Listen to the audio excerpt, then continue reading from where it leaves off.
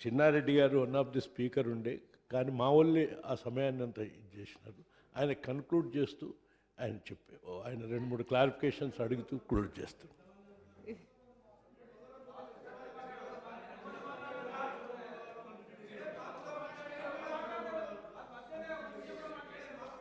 చిన్నారెడ్డి గారు, only clarifications please, చర్చ వద్దు. మీకు ఏవైతే డౌట్స్ ఉన్నాయో ఆ డౌట్స్ మాత్రమే క్లియర్ చేసుకోండి ప్లీజ్. అధ్యక్ష,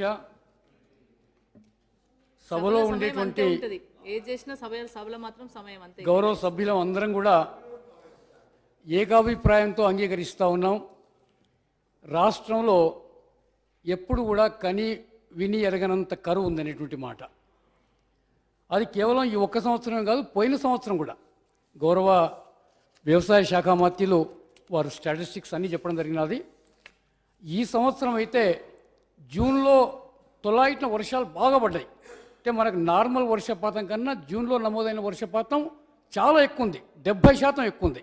దానివల్ల వారు చెప్పినట్టుగా 98% సోయింగ్స్ మనం పూర్తి చేసుకున్నాం. అంటే రైతు పెట్టుబడి పెట్టినాడు, కానీ పోయిన సంవత్సరం జూన్లో వర్షపాతం చాలా తక్కువ ఉండడం వల్ల సోయింగ్స్ మనకు కాలేదు. అందుకని పోయినసారి కన్నా ఈసారి రైతు ఎక్కువగా నష్టపోయినాడు. 2 సంవత్సరాలు వరుసగా కరువు వచ్చినది. పోయిన సంవత్సరం మనం అనాలోచిత చర్య వల్ల మనం కరువుగా ప్రకటించకపోవడం వల్ల రైతుకు రావాల్సినటువంటి ఆ ఇన్పుట్ సబ్సిడీ కూడా రాలేకపోయింది పోయిన సంవత్సరం. ఈ సంవత్సరం 989 కోట్లు మన కేంద్రానికి పంపాము. కేంద్రం ఇచ్చినా ఇవ్వకపోయినా నిన్న గౌరవ ముఖ్యమంత్రి గారు సభలో తెలియజేసినట్టుగా మేము మళ్ళా రేపు ఖరీఫ్ మొదలయ్యే లోపల రైతుకి ఇస్తామనేటువంటి మాట వారు చెప్పడం జరిగింది. అది సంతోషకరమైన విషయం. అదే మాదిరిగా మన పంచాయతీరాజ్ శాఖ మంత్రులు వారు చెప్పినట్టుగా కరువు వచ్చినప్పుడు ఇది మన చేతుల్లో లేదు, ప్రకృతి వైపరీత్యం. దానికి కొన్ని తాత్కాలిక చర్యలు ఉంటాయి, కొన్ని శాశ్వత చర్యలు ఉంటాయి. తాత్కాలికంగా వారు చెప్పినట్టుగా 329 కోట్ల రూపాయలు గ్రామీణ ప్రాంతంలో మంచినీటికి ఇవ్వడం జరిగింది. ఒక 60 కోట్ల రూపాయలు ట్విన్ సిటీస్ ఆఫ్ హైదరాబాద్కు మంచినీటికని ఇవ్వడం జరిగిందనేటువంటి మాట చెప్పినారు. మా బాధ ఏమంటే మనకు సెప్టెంబర్తో ఖరీఫ్ పూర్తయినది, 6 మాసాలు అవుతా ఉంది. పోయిన సంవత్సరం వర్షాలు లేవు, ఈ సంవత్సరం వర్షాలు లేవు, గ్రౌండ్ వాటర్ పూర్తిగా డిప్లీట్ అయిపోయినది. కొన్ని చోట్ల 15 మీటర్లు 19 మీటర్లు కూడా మన గ్రౌండ్ వాటర్ పడిపోయినా గ్రామాల్లో మంచినీరు లేనటువంటి పరిస్థితి ఉన్నది. గౌరవ మంత్రివర్యులు చెప్పినట్టుగానే రేపు ఒక్కరోజు అయిపోతే ఎల్లుండి అందరం మళ్ళీ కాన్స్టిట్యున్సీకి పోవాలి. కాన్స్టిట్యున్సీకి పోతే ప్రధానంగా అడిగేది మంచినీరు తప్ప ఇంకోటి అడగడం లేదు. అందుకనే మంచినీటి విషయంలో మీరు ఇచ్చినటువంటి 329 కోట్లు సరిపోవు. మీరు ఎంత డబ్బైనా మేము ఇస్తానటువంటి మాట మీరు తప్పకుండా చెప్పాల్సిన అవసరం ఉంది. రేపు ఏప్రిల్ మొదటి వారం కానీ రేపు ఏప్రిల్ 10వ తారీఖు లోపల ప్రతి జిల్లాలో కూడా మీరు శాసనసభ్యులు, శాసనమండలి సభ్యులు, పార్లమెంట్ సభ్యులతో ఒక రివ్యూ సమావేశం జిల్లా స్థాయిలో జరిగితేనే అందరి సలహాల మేరకు ఒక కంటింజెన్సీ ప్లాన్ మనం తయారు చేసుకొని ఈ కరువును ఎదుర్కోవడానికి అవకాశం ఉంటుందనేటువంటి మాట. దాని తర్వాత నాకు నోరు ఉంది కాబట్టి నేను రోజు నీళ్ళు కావాలని అడుగుతా ఉన్నాను, డబ్బు కావాలని అడుగుతా ఉన్నాను. కానీ పశువులు అధ్యక్ష, పశువులు అడగలేవు. ఇలా గడ్డి లేక మన గౌరవ వ్యవసాయ శాఖ మంత్రులు మేము సబ్సిడీ పైన గడ్డి విత్తనాలు ఇచ్చినామని చెప్తా ఉన్నారు. అవి ఎక్కువగా డైరీ రైతులకు మాత్రమే ఉపయోగపడతాయి, కానీ వ్యవసాయానికి వాడుకునేటువంటి పశువులు ఏవైతే ఉన్నాయో అదే వాటికి మాత్రం గతంలో కాంగ్రెస్ ప్రభుత్వం ఉండేటప్పుడు గడ్డి కేంద్రాలు పెట్టడం జరిగినది. అలాంటి గడ్డి కేంద్రాలు మీరు పెట్టడానికి ప్రయత్నం చేయండి. ఎక్కడైతే నీటి వసతుందో అలాంటి గడ్డి కేంద్రాలు పెడితేనే బాగుంటుందనేటువంటి మాట కూడా నేను సవినిగా మనవి చేస్తాను. అందుకని ఇవాళ అదే మాదిరిగా 2 నెలల నుంచి ఉపాధి హామీ డబ్బులు రాకపోతే ఏ కూలి అయినా నమ్మకంతో మళ్ళీ పనికి వస్తాడు అధ్యక్ష. అంటే కరువు ఉండేటప్పుడు కూడా ఇంత నిర్లక్ష్యం ప్రభుత్వం చేస్తే ఎట్లా? ఆసరా పెన్షన్లు గతంలో నేను కూడా గ్రామీణాభివృద్ధి శాఖ మంత్రిగా చేశా.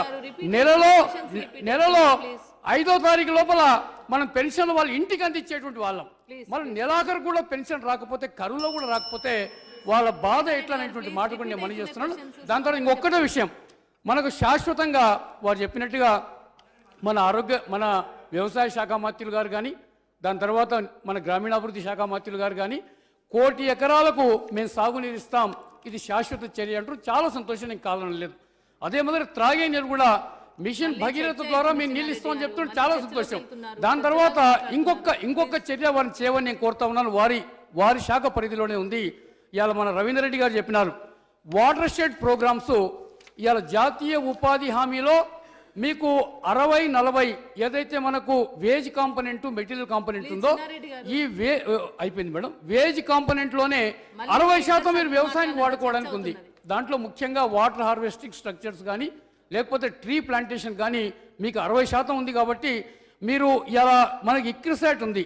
ఇక్రిసాట్ ద్వారా ఇవాళ రంగారెడ్డి జిల్లాలో కొత్తపల్లి అనే గ్రామంలో ఒక వాటర్ షెడ్ గ్రామాన్ని తయారు చేస్తే మంచినీళ్ళు లేనటువంటి గ్రామంలో ఈరోజు మనకు 3 పంటలు పండిస్తూ ఉన్నారు.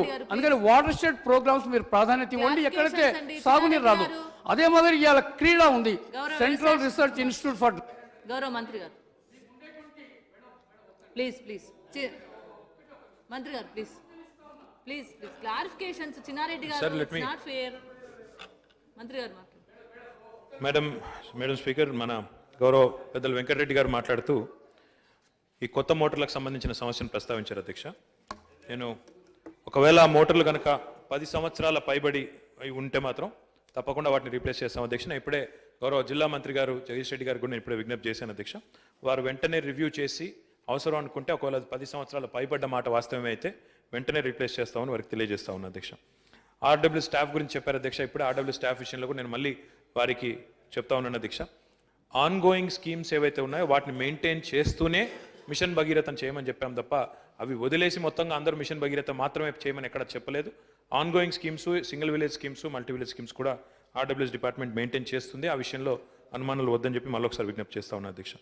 గౌరవ సభ్యులు ఎన్విఎస్ఎస్ ప్రభాకర్ గారు నన్ను కూడా సమీక్ష చేయమన్నారు హైదరాబాద్లో. తప్పకుండా తొందరలోనే ఆ కార్యక్రమాన్ని పెడతాం. అందరు శాసనసభ్యుల్ని కూడా గౌరవ పార్లమెంట్ సభ్యుల్ని కూడా ఆహ్వానిస్తామని చెప్పి కూడా వారికి తెలియజేస్తా ఉన్నా అధ్యక్ష. వెంకట వీరయ్య గారు మాట్లాడుతూ మరి ఆ సత్తుపల్లి వాటర్ సప్లై స్కీమ్ గురించి అడిగినారు అధ్యక్ష. సత్తుపల్లి వాటర్ సప్లై స్కీమ్ ఏదైతే ఉందో అధ్యక్ష, ఇది ఒక 23 కోట్ల రూపాయలతో మంజూరైంది హడ్కో నిధులతో. అక్కడ ఒక 13 MLD WTP కూడా కట్టాము. ఒక 2 నెలల్లో మొత్తం కార్యక్రమాలన్నీ కూడా పూర్తయితాయి. ఒక ఇంటేక్ స్ట్రక్చర్ మాత్రమే పెండింగ్ ఉండింది, అది కూడా పూర్తవుతుంది. కానీ స్కీమ్ పూర్తయినా ఒకటి మాత్రం ఆ బత్తుపల్లి చెరువు అనుకుంటే దాని పేరు ఆ చెరువులో కనుక నీళ్లు లేకపోతే స్కీమ్ పూర్తయినా లాభం లేదు. కానీ అయినప్పటికీ కూడా మొత్తం వర్క్స్ అయితే ఇంకో 2 నెలల్లో పూర్తి చేస్తాము. మీరు ఇంకో మాట కూడా అడిగారు, మన పాలేరు రిజర్వాయర్ నుంచి నీళ్ళు తీసుకొని నింపాలన్నారు. కానీ అక్కడ పాలేరులో కూడా నీటి లభ్యత అనేది ఒకవేళ అది లైవ్ రిజర్వాయర్ NSPతో కనెక్టెడ్ ఉంది. అయినప్పటికీ ఏమాత్రం అవకాశం ఉన్నా చెరువులు నింపే కార్యక్రమాన్ని కూడా ఏమాత్రం అవకాశం ఉన్నా అది తప్పకుండా ఇరిగేషన్ శాఖతో చెక్ చేసి అది కూడా చేస్తాము. జిల్లా స్థాయిలో సమీక్షలు కూడా చేయాలన్నారు. నేను ఇప్పుడు ఈ సమావేశాలు ముగిసిన వెంటనే మా గౌరవ జిల్లా మంత్రులందరూ కూడా నేను విజ్ఞప్తి చేస్తూ ఉన్నాను. అందరూ కూడా మొట్టమొదటి ప్రయారిటీ కింద ఈ తాగునీటిని జిల్లాల వ్యాప్తంగా జిల్లా స్థాయిలో రివ్యూ చేయాలని అందరూ కూడా కోరుతా ఉన్నాను. గౌరవ ముఖ్యమంత్రి గారు కూడా ఇప్పటికే మాకు ఈ విషయంలో ఆదేశాలు ఇచ్చి ఉన్నారని చెప్పి కూడా తెలియజేస్తా ఉన్నాను అధ్యక్ష. అదే రకంగా శ్రీనివాస్ గౌడ్ గారు మాట్లాడుతూ వాటర్ హార్వెస్టింగ్ స్ట్రక్చర్స్ అన్నారు. ఇప్పటికే హైదరాబాద్ మహానగరంలో ఒక 1000 వాటర్ హార్వెస్టింగ్ స్ట్రక్చర్స్ మేము జూన్ 2 లోపల పూర్తి చేయాలని ఒక సంకల్పాన్ని పెట్టుకున్నాం. ఇప్పుడుకున్న పర్ఫార్మెన్స్ చూస్తే, ఇప్పుడుకున్న పరిస్థితి చూస్తే మాత్రం ఆ 1000ని అధిగమించే పరిస్థితి ఉంది. తప్పకుండా ఆ దిశగా ఆలోచిస్తామని చెప్పి వారికి తెలియజేస్తా ఉన్నాను. అదే రకంగా నగరంలో ఉన్న చెరువులు అన్నారు, HMDAలో, అదే రకంగా హైదరాబాద్లో చెరువులు అన్నారు. 2 కలిపితే దాదాపు 2700 పైచిలకు చెరువులు హైదరాబాద్లో HMDA పరిధిలో ఉన్నాయి. హైదరాబాద్లో 169, HMDA పరిధిలో 2700 ఉన్నాయి. వాటన్నిటిని కూడా తప్పకుండా ఈ అర్బన్ మిషన్ కాకతీయ కింద టేకప్ చేస్తామని చెప్పి కూడా వారికి తెలియజేస్తా ఉన్నా. రీసైక్లింగ్ ఆఫ్ వాటర్ అన్నారు. ఆ విషయంలో కూడా రీసైక్లింగ్ ఆఫ్ ఇండస్ట్రియల్ వాటర్తో సహా అన్నింటి మీద కూడా దృష్టి పెట్టామని చెప్పి కూడా వారికి నేను తెలియజేస్తా ఉన్నాను అధ్యక్ష.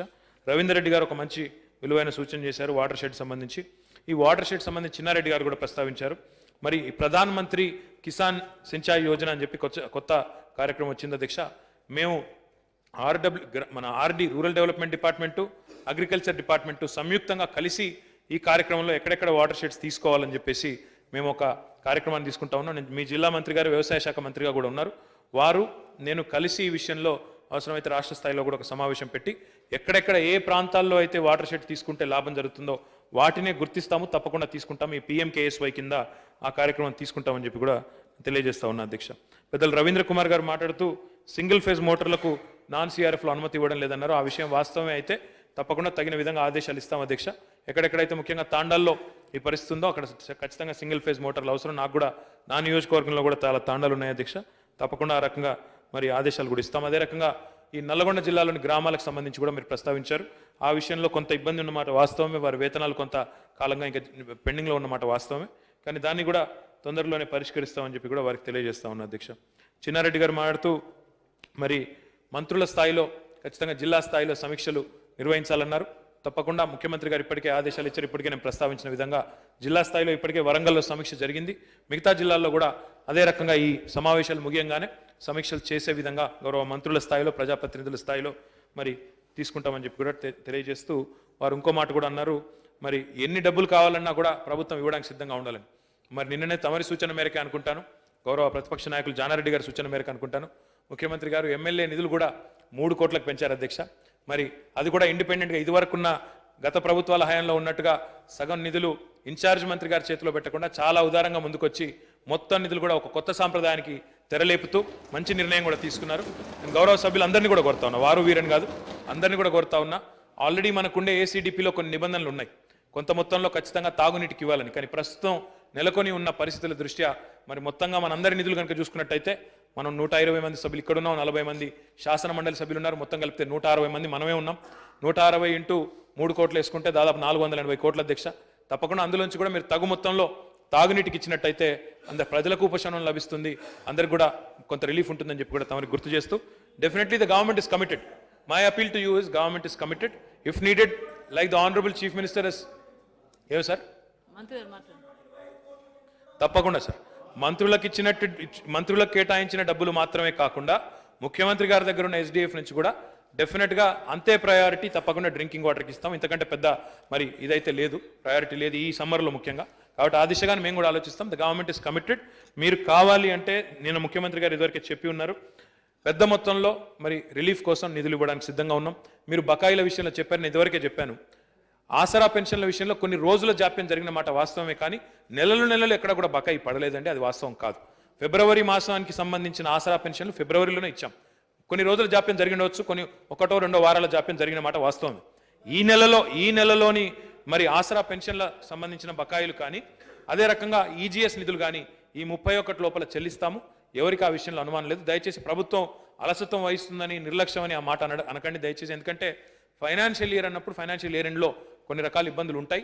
ఆ అడ్జస్ట్మెంట్లో జరిగిన జాప్యం తప్ప మీరందరూ కూడా మంత్రులుగా పనిచేసిన వారు, పెద్దలు, ప్రభుత్వాలు నడిపిన వారు, ఆ విషయం తమరికి కూడా తెలుసు. తమరి హయాంలో కూడా ఇట్లాంటి ఎన్నో సంఘటనలు చూసుంటారు.